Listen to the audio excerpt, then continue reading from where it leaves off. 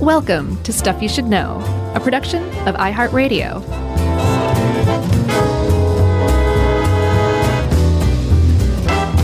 Hey, and welcome to the podcast. I'm Josh, there's Chuck, and this is Stuff You Should Know about pythons. Take it, Chuck. You mean take my two pythons to the vet because I have two sick pythons? Do you have two sick pythons? You never heard that joke? No. About muscles? No, let's hear it. Well, I mean, that's just kind of it. It's just an obnoxious way to say you have big biceps. Say like I need a vet because I've got two sick pythons. Oh, no, I've never heard anything like that. I don't think that joke even made it into The Hangover. It's like 2 tickets to the gun show. Yeah, I've heard that one. You haven't heard two sick pythons? No. No? No, that's terrible. I think it was in The Hangover too. Oh, I never saw that one. It was not good. Was the first one good? Yeah, it was. Oh, okay. In fact, I just watched some of that recently on a plane flight because I just needed some comfort food. And that movie was really, really funny. No. Yeah, it was. Did you see it? Yeah.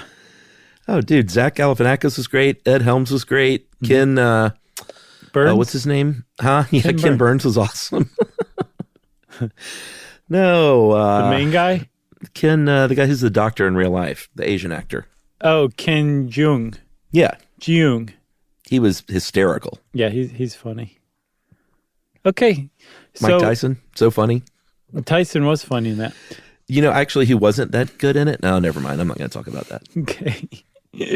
Correction, wrong. I'll let everyone guess who I didn't think was good out of all the remaining characters. Oh, man, you're so hard on that guy. Why? What? You don't even know what guy I'm talking about. I do, too. Of course I know who you're talking about. Should we talk about pythons?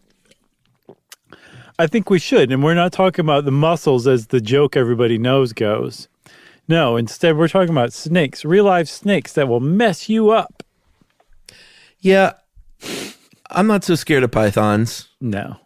Largely because I'm never around them. But there's something, my snake fear, and I don't have that much of a snake fear, but my snake fear is around having fangs of a snake enter my body.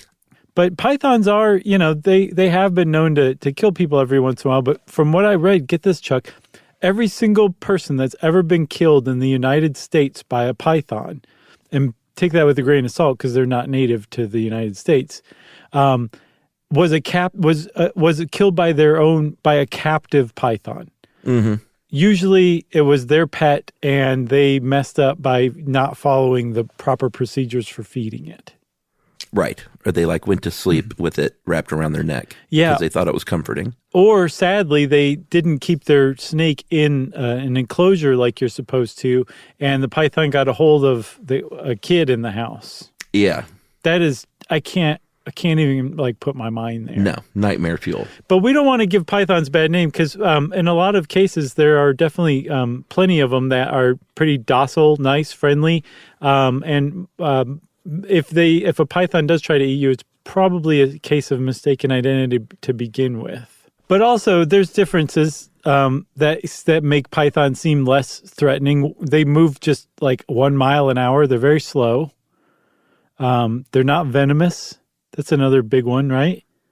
Sure, if you're scared of venom. Yeah, I think, I'm scared of any venomous snake, really scared of any venomous snake. Not like a phobia or anything. I think that's just a legitimate fear. That's right. They are found in Asia, Africa, and Australia. They are old world snakes. And there are 41 species of python. We're going to concentrate on just a few of these. Mm-hmm. But these are, they, along with the anaconda, which maybe we should do a shorty on anacondas at some point. Okay. But these are the big daddies that are just amazing. You can see a python that's 20 to 30 feet long. And to see a snake that big and that heavy is it looks like a holdover from ancient times. Mm-hmm. Yeah. There are very small pythons too, though. It turns out there's one called the anthill python. It's only about 2 feet long and it's adult size. But for the most part, if you're talking about pythons, one of the ways I think this is probably one of the reasons why they do seem so impressive too.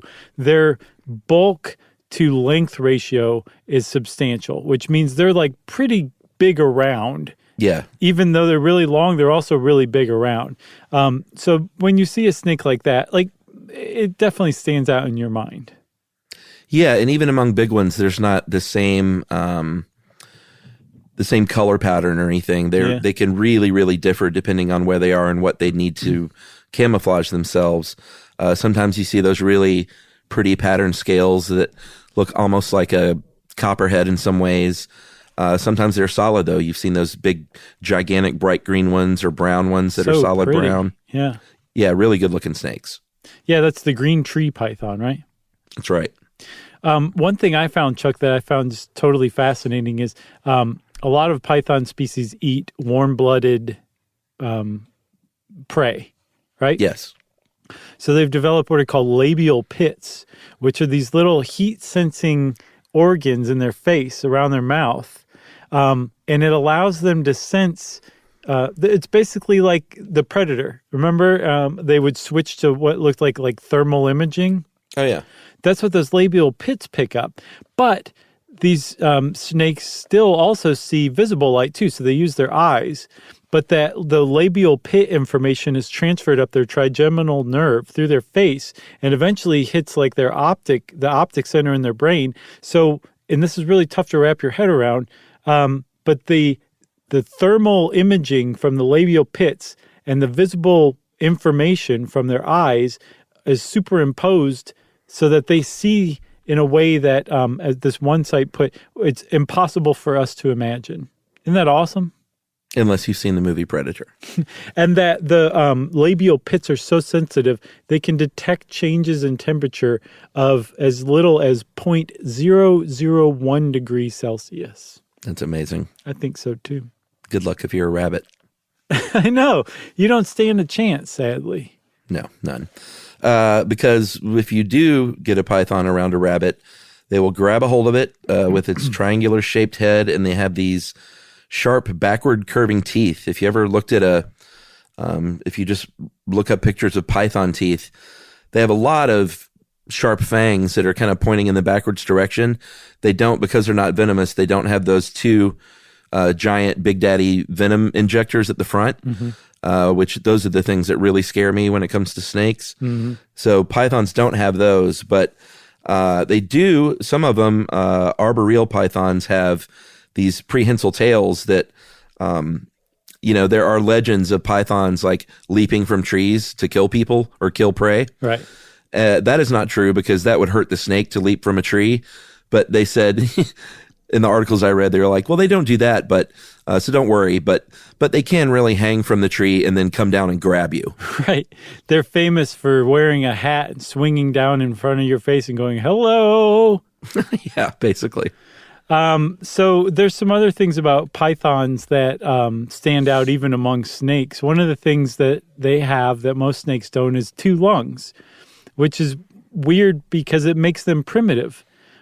Then that seems odd. We have two lungs. We'd think, well, it's evolving toward humanity. Of course, that's not primitive. That's the opposite. But apparently, all snakes, or at least pythons, I should say, evolved from four-legged, two-lunged vertebrates of some sort in the great distant past. Yeah. And they just haven't evolved into just a single lung like plenty of other snake families have. That's right. And because of that evolution, they also have remnants of that stuff. They have remnants of a pelvis and these little hind limbs, and they're called spurs, located on the back, on the sides beside the cloaca. And they use those for a bunch of different things. But one of the things they do, and we'll talk a little bit more about mating. I know you're going to say. They'll kind of stroke the ladies with what's left over of their vestigial limbs. I like that. Does that creep you out? Yes, it does. I think it seems very sweet. So, if you wanted to find a python in the wild, Chuck, where would you go? Well, I already said Asia, Africa, and Australia. But what parts of those continents? You would go to where it's warm and wet. You would go maybe to a rainforest, maybe in the woodlands or grasslands or the swamps. They like to hide under rocks and things. They like to hide in little animal burrows. Like I said, they can hang from tree branches. This should scare everyone, and we'll get a little bit more into how they've made their way to Florida in the United States. But when they are found in urban areas, they shelter in urban debris. So you could pick up a spare tire or turn over a wheelbarrow and find a python under there. And if you were in the wrong place at the wrong time, somewhere in Florida, right. The inner cities are littered with overturned wheelbarrows. Well, you never know. So, remember I said that pythons move at about 1 mile an hour? There's a reason for this. That's really slow, just if you stop and think about it. The reason they are so slow is because they're using a form of movement called rectilinear progression, which is where they brace themselves on the ground with their ribs and then lift their body up a little bit in front and then push themselves forward and then just keep repeating this. It's just kind of like herky-jerky moving forward in a herky-jerky motion. Yeah, I was looking at python movement, and it looked like a slither to me. It didn't stand out as much as I thought it would, as looking really different, I guess I should say. Well, that's how they fool you. Well, I guess so. I mean, they were definitely slow, but I think I expected a lot more of a straight line. Yeah. And they do go in a straight line, like as opposed to like a really big S-shaped slither. Right. But there was still some slither to their dither. You know what I'm saying? Sure. I mean, they are snakes after all. Jeez. Sure. They're also frequently you can find them in water. Apparently, pythons can stay submerged in water for up to a half an hour. And one of the ways that they hunt is by basically hanging out in water and waiting for something to come over to get a little drink, and then kapow!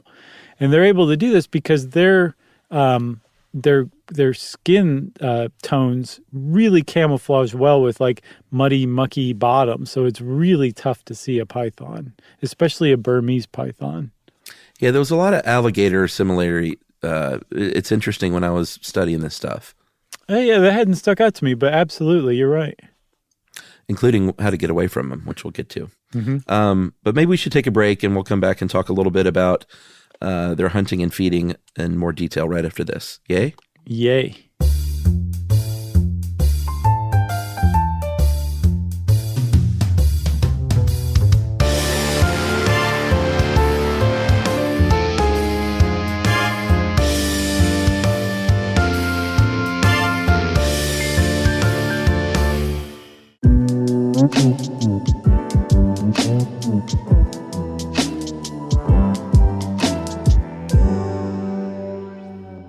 So, Chuck, we're talking about their hunting and feeding habits. And like I said, they sometimes hang out underwater waiting for something to come up.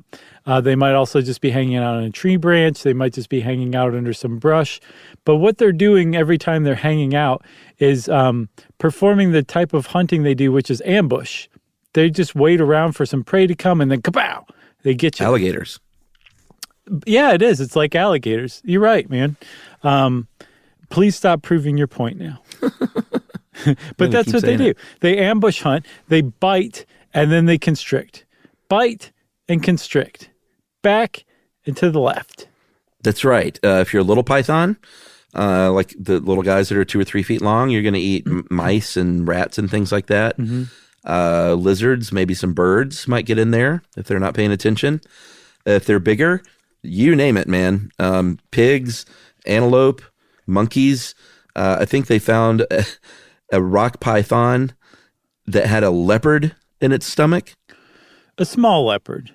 Yeah, but that's terrifying that leopard doesn't win that battle. Well, so that's something that pythons are known for, and we'll talk more about it in a second, but they are capable of eating things that are even bigger than they are, which doesn't make sense even for snakes. Like, that's really crazy, some of the stuff that they've eaten.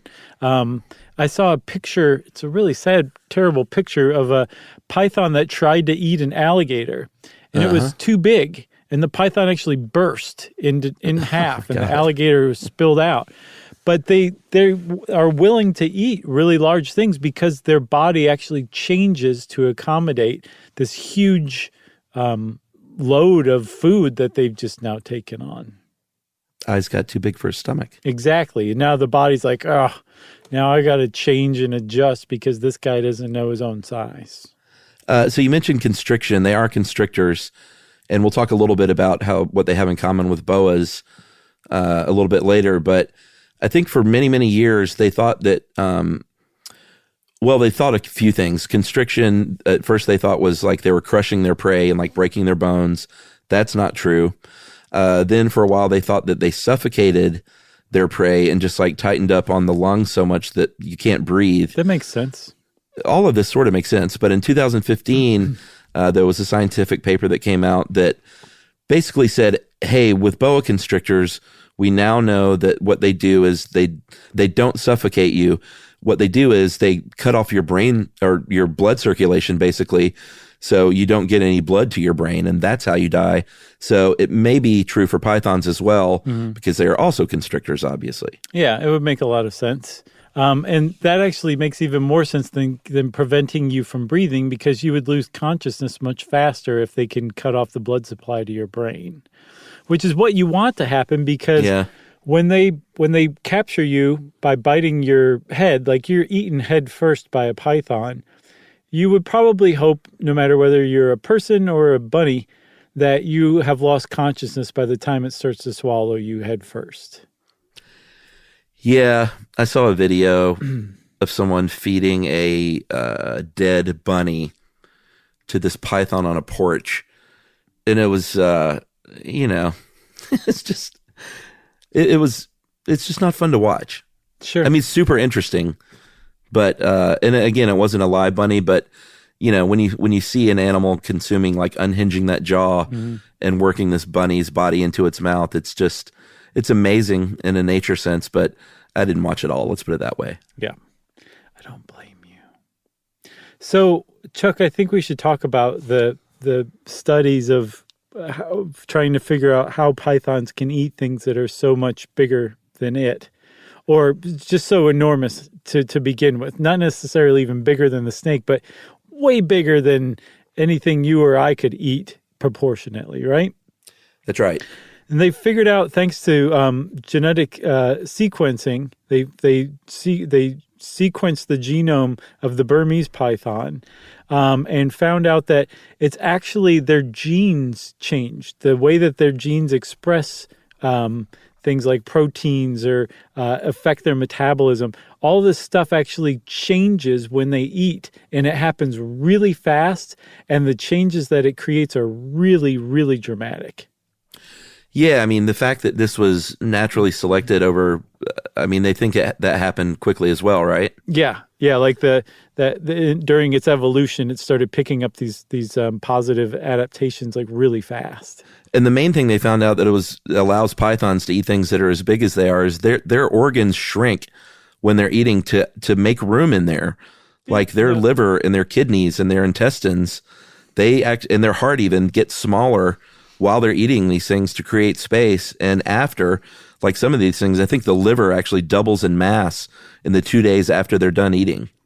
Yeah, their heart actually increases in size by about 40% in the 2 days after they eat, which is like that is very unusual, but it actually has to happen because the metabolism that's required to eat this huge thing, because I don't know if we said, like they'll go like a week without eating. They'll eat once a week. So the rest of the time their metabolism's just going along doing whatever. Then all of a sudden it's presented with this huge piece of food that it needs to digest. So it's a huge increase in metabolic demand. And the heart actually increases 40% in size to accommodate that increase in metabolic demand. It's amazing.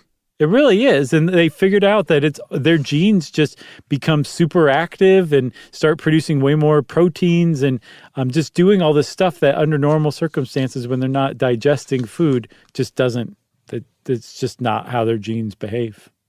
Yeah, and if you're wondering how they're breathing with a rabbit stuffed down their throat, is they have a windpipe that opens at the front of the mouth so they can breathe while they're doing this stuff. Yeah, I saw it described as kind of popping up like a periscope. Yeah. That is amazing. So what about reproduction? I know that you really like how they court. Do you want to talk some more about that? Yeah, when they mate kind of depends on which species it is. It's not set in stone. But they do, those males use those spurs that were originally limbs to stroke the female. And once they impregnate them, the ladies, they lay eggs actually, which is another thing that's different than other boas even, is that they give birth to live young. But pythons give birth to little egg, well, I guess big eggs, because some of these things are a couple of feet long when they come out, when they hatch. I saw they're about the size of chicken eggs. Well, how could they be 2 feet long? I don't know. That's crazy. I don't know. I guess maybe they eat themselves while they're in the egg, like an Ouroboros. They do provide, most of the time, some parental care, and they make little nests, mama does, and keeps them warm and like protected spaces under logs and stuff like that in, sort of burrowed areas. And they coil around them. If they sense temperature changing, whatever, the mother will sort of flex her muscles and sort of contract in place to heat up her own body to warm up the eggs. Mm-hmm. That's called shivering thermogenesis. And they're not feeding when this is going on. They're only leaving their nest if they want to really warm up, and they call that basking, just like we do. Yeah, and then the eggs hatch, and the mom says, "See ya," and that's that. And depending on the species, like they will reproduce fairly frequently. I think a female snake produces about 40 eggs every 2 years. They start breeding at about 3 to 4 years old. So like they're, a pretty successful family of snakes. They reproduce pretty frequently. And then I guess because the hatchlings are so big when they're born, they don't really need to be raised or nurtured or protected. They're just on their own from the moment they come out of the egg. Yeah, and they can live decades. Yeah. They can live a long, long time, which is why a lot of snake enthusiasts love them as pets. I think the San Diego Zoo says about 35 years, that's a long time. Yeah, that's at the tippy top. So, Chuck, I believe that we should speak at length about the Burmese python, because this is, as far as pythons go, it's a very, very beautiful snake. It's actually highly prized for its skin, sad for the Burmese python. But it also has a really interesting story here in the United States. That's right. They have pale tan, sort of gray bodies, sometimes yellow-brown. Mm-hmm. They have these big, sort of reddish splotches, and they're sort of almost like they were drawn around. They're outlined in different colors, white or yellow, usually, and they are really pretty. Yeah, and they are in Florida, just like we were talking about the alligators. I guess you would call it a python problem in one sense. Oh yeah, it's not as much of a problem in that they're not really like coming out of the wild and attacking people, really. Right. But they're wreaking havoc on the local ecosystem there as far as mammals go. It's an ecological disaster, as a matter of fact. Like if you're in the Everglades and you care about biodiversity, you have a real problem with the Burmese python, which have been really successful in setting up shop in the Everglades specifically. But they're an invasive species because they're not supposed to be there. There haven't been snakes this large native to the Americas since long before humans were around. So they came in and they have no predators. They're themselves like an apex predator. And they've been eating everything they can get their hands on, basically. And the crazy thing about this is that they set up shop in the Everglades because people started releasing them as pets. They were pets that got released and abandoned. And now they're a huge problem in Florida. Yeah, and not just like, there's been a 25-30% decline in this rodent or this species. Mm-hmm. There was a study, and this was in 2012 even. Yeah. The raccoon population dropped 99.3%. Possums almost extinct, 98.9%. Mm-hmm. Bobcats, 87.5%. And this is from 1997 to 2012. Mm-hmm. And essentially foxes and rabbits have all but disappeared in the Everglades. Yeah.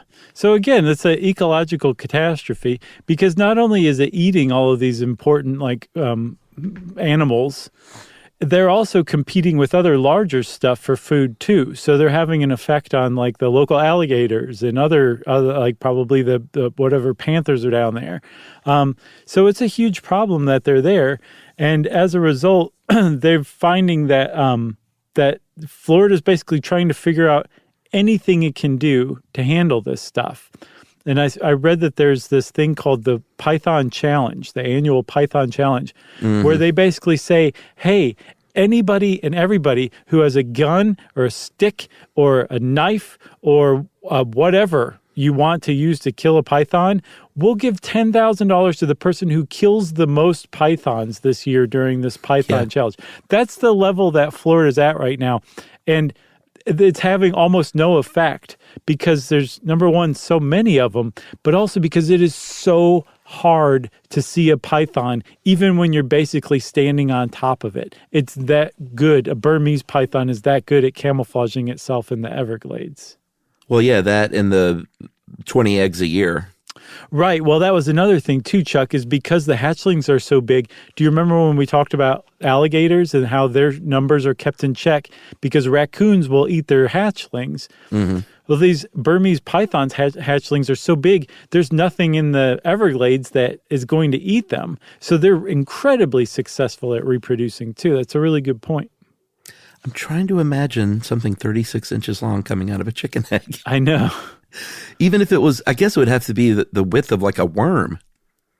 Yeah. Maybe a little bit bigger. It would have to be thin. But again, pythons are known for their bulkiness, right? So I don't know. Well, maybe I just saw, I read I believe it was a Smithsonian article that was kind of the journalist was embedded with people who, hunt and track Burmese pythons in the Everglades. Apparently there's an all-women tracking team called the Everglades Avengers. And like somebody who knows what they're talking about describes it as the size of a chicken egg. So that's where I got that from. So I'm actually looking now. If I'm wrong, they were wrong. They look a little bigger, but not that much bigger. I guess they're just wrapped up really, really they must tight. just be really thin and bulk up really fast. They go sproing when they come out of their egg. So you mentioned the Everglades. They're definitely all over the Everglades, but they're expanding their territory. Mm-hmm. They're also in Big Cypress National Preserve. They are in Collier Seminole State Forest. They have been found in Miami. Mm-hmm. They have been found in the Florida Keys, which means one of two things. Either someone brought them there and released them there, or they can tolerate salt water. There were pythons swimming in the ocean. Yeah, apparently that's been documented that they're good swimmers and they apparently tolerate salt water, so it's entirely possible they swam to the Keys. Could you imagine doing a little ocean swimming and seeing a friggin' python? Yeah, because these things get big. Like in their native habitat in Southeast Asia, they get up to about 26 feet and 200 pounds. Oh, my Lord. Apparently the ones in Florida usually are average about 8 to 10 feet. So that's still a very significant, bulky snake that you would see swimming at you while you're wading in the water going, how are you? I think the ones near Miami, those are African pythons, though, right? Yes, which apparently are almost indistinguishable from Burmese pythons to the average person. So suburban and urban areas of Miami have pythons. Yeah, they also have boa constrictors. Apparently there's a big iguana problem down there as well, all from just jerks releasing their pets that they don't want any longer because there's a really big problem with unscrupulous snake dealers, backyard breeders, people who actually have storefronts, even like corporate chain pet stores selling snakes, and being like, you have to kill a mouse to feed this thing. There's a lot of like this. It's not just intuitive how to keep a snake happy and healthy. And so people get overwhelmed by snakes and they don't know what to do with them. So if you're in Florida around Miami, you just release it in your backyard and say, see you later. And the snake takes off and becomes a problem in the Everglades. With a tear rolling down its cheek. That's right. Just go and don't look back. Right. And it turns around and you have to punch the snake in the face and go. Right. I never liked you to begin with. I think we need to take a second break still, right? Yeah, we do. All right, let's do that and we'll talk a little bit more about what you can do if you do see a python in the wild and all about pet pythons, the sweetest kind, right after this.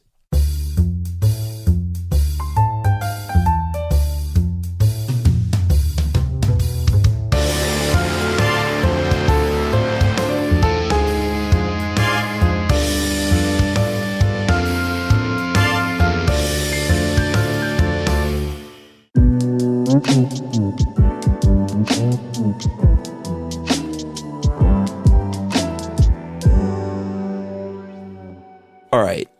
We've established that you are probably not in danger of being attacked by a python in the wild in the United States.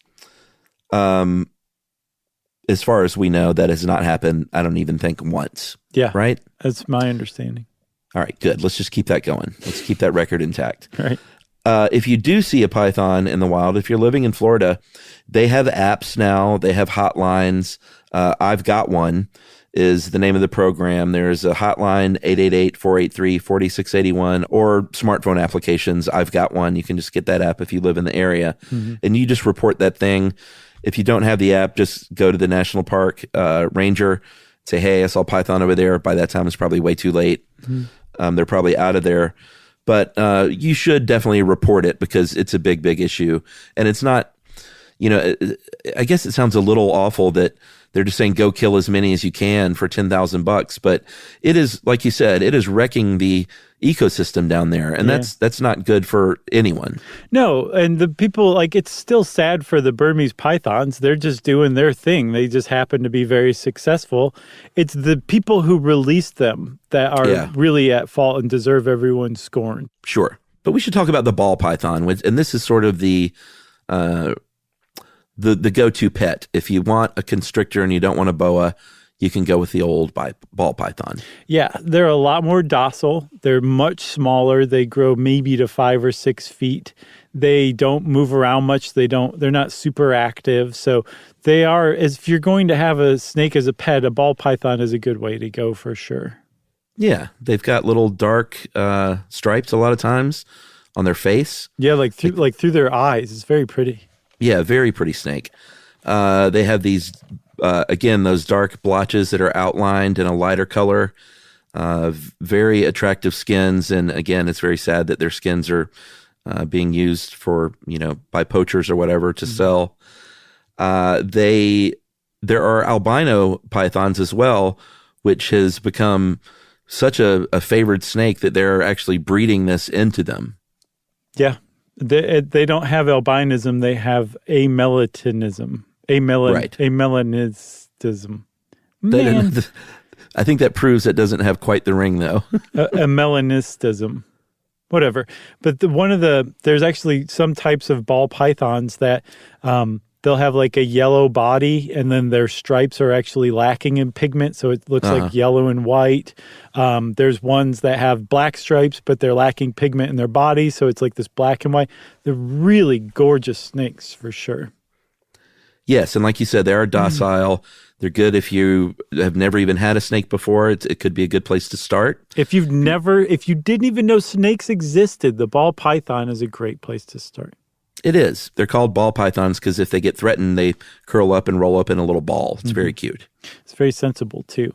So if you are going to buy a snake, you probably do not want a wild-caught ball python because when they're caught, they don't really want to leave their home in the wilderness and come to your home. So they're going to be stressed out. Snakes, like all other captive animals who get bored and are not cared for, can display zoochosis and other terrible habits.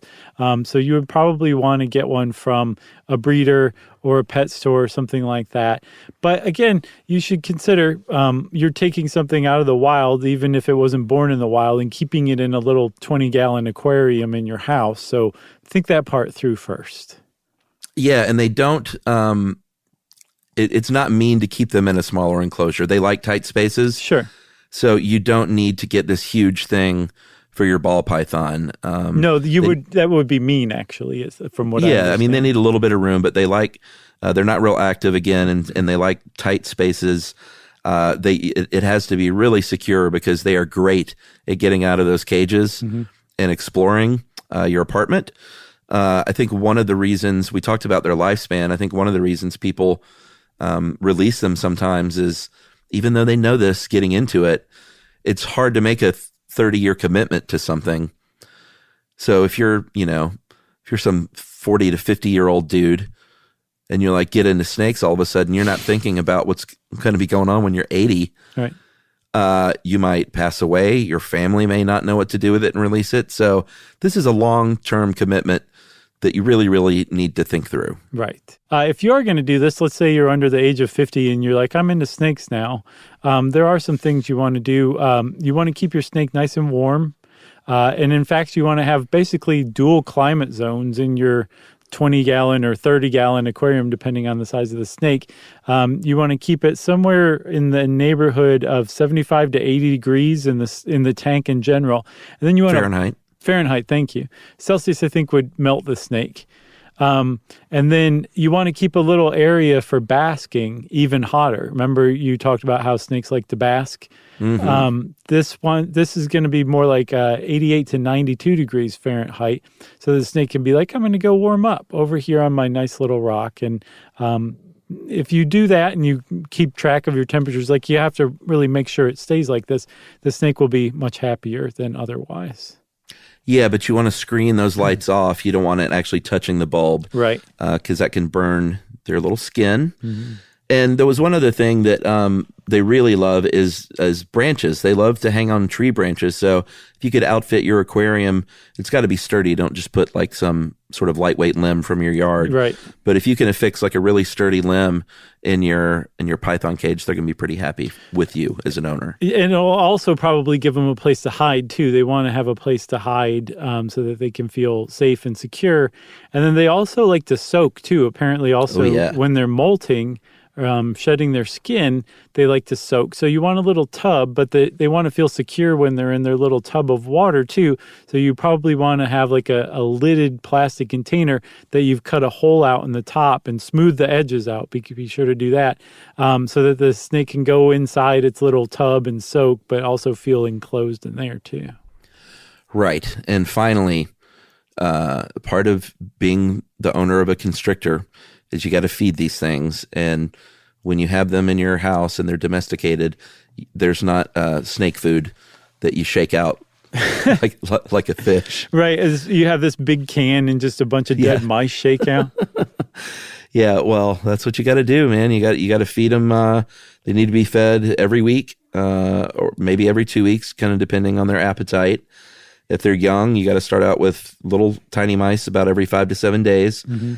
And then as they get bigger, their diet's going to grow. So if you end up with a 6-foot python, you're going to have to feed it something that will fill it up. And judging by this person feeding it this dead rabbit, it's not a fun task. I'm sure they don't mind. They're up for that, but sure. I'm not. Sure. One of the other things too, like this is all if you have a ball python, which is manageable and is not going to be able to harm you even if it tried. But if you, say, have a Burmese python, there's entire steps that you have to follow through that you wouldn't with other kinds of smaller pythons. Like, for example, when you're feeding it, you never, ever want to dangle its food in front of its face with your hands, because it might bite your hand and start to get a hold of you. Apparently, when it's feeding time and they've sensed food, all of those genes start going crazy, and they get a little bit of like food fever, and they're not behaving in a way that you might expect them to, right? So you never want to dangle it with your bare hands or your hands. You want to use like forceps or something like that. And then also, if you have a Burmese python, you never feed it by yourself. You always have to have at least one other adult around with you, just in case something bad does happen. It does happen from time to time. There was a guy in the Bronx in 1996 who was found dead in his apartment, and his 45-pound, 11-foot Burmese python was wrapped around him still. Jeez. He apparently had gone to feed it outside of its cage a chicken that he had used his hand to dangle in front of it, and it just went bad. But that is extremely rare. But the point is, it can happen. So you have to be extra safe and smart when you're feeding a Burmese python. Yeah, it happens quick. Like when this rabbit was dangled, they're such a chill sort of species. Mm-hmm. the way they move around, and, we've all been to the nature center and some people have held them and petted them. They look very relaxed, but when that rabbit was dangled, when it popped at it and wrapped around it, it happened very, very fast. Yeah. And they will bite you too, even though it's not like a venomous bite. It still hurts. Like their teeth can break off into your hand or your arm or wherever. So it's not a pleasant sensation from what I understand, even though it's not going to kill you. That's right. And then finally, as far as endangerment goes, there are 13 species on the International Union of Conservation of Nature's Red List of Threatened Species. And I think the Ramses python is endangered. The Burmese and the Myanmar are vulnerable. So is the Indian python too, apparently. But plentiful in Florida, it sounds like. Yeah, I was surprised that the Burmese python's still on that list for as good as it's doing in Florida, but maybe they're just thinking of the natural range of it. That's right. And the biggest threat to pythons, you guessed it, us. Sharks. Yes, us. Not sharks. You got anything else? I don't have anything else. Well, thanks for putting this one together. Shout out to definitely Live Science for that one article about the guy who found out how you could sequence the genes of pythons and just be amazed at what you find. Yeah, thanks to Live Science, and there were a bunch of different snake specialty websites that we dug into for this. Sweet. And if you want to know more about pythons, and just start reading about pythons and think really long and hard before you actually get one as a pet. But if you do, take good care of it and tell it that we said hi. And since I said that, it's time for listener mail. I'm going to call this Salem Witch Family Trial Family Connection. Hey guys, I've been listening to the show for a few years, thoroughly enjoyed them. I recently listened to Salem Witchcraft Trials, and something toward the end struck me. You mentioned that Salem was in Essex County. Mm-hmm. My mother's family settled in Essex in the mid-17th century, so I did a little research and found out that there was an Elizabeth Morse in Newbury who was convicted of witchcraft in 1680. Wow. She was originally sentenced to death, but that was changed to home confinement after a second trial, and it turns out she is my 7th great-grandmother. Wow. Pretty cool. That was a bit of fun family history to share with the friends and family this Halloween season, and that is from George Oakes. That is a great email, George Oakes. We actually heard from a lot of people who were related to people who were executed at the Salem witchcraft trials. Did you notice? That's right. I think we heard from a Corey and a bunch of other people. So shout out to all you guys carrying the family line on for those old witches. But none of those matters. No, they don't tell people. Well, if you want to get in touch with us, you can. Who was that wrote in? George Oakes. If you want to get in touch with us like George did, you can send us an email like George did to stuffpodcast@iHeartRadio.com. Stuff You Should Know is a production of iHeartRadio. For more podcasts from iHeartRadio, visit the iHeartRadio app, Apple Podcasts, or wherever you listen to your favorite shows.